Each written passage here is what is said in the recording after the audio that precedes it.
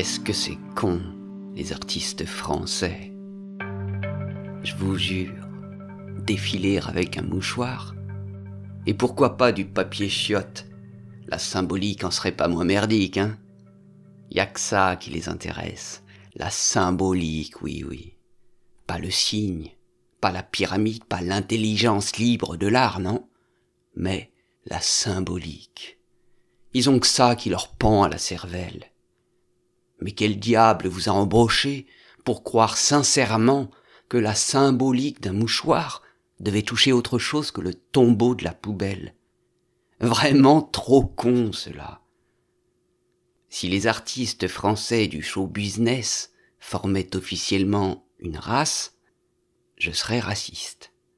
Si cette race comptait aussi les intellectuels français, je le serais plus furieusement encore.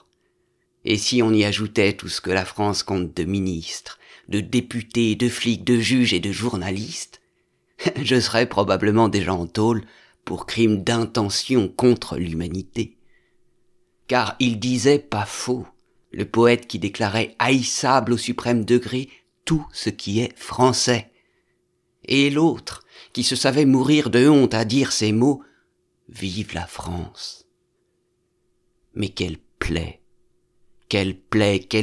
l'administration. Pas moyen d'y échapper. Et il y en a quand même des plus cons encore pour faire de l'accident d'une naissance administrative un motif de fierté. Et ils dégueulent grassement en bataillon, rangés, bottés, pectoraux gonflés, pas moins prêts à éclater que leur cervelle baudruche. La rue, la France, nous appartient. La rue, la France, nous appartient. Grand bien vous fasse, bande de couillons. On n'en veut pas de la France. On veut pas la sauver, et on veut pas qu'elle nous sauve.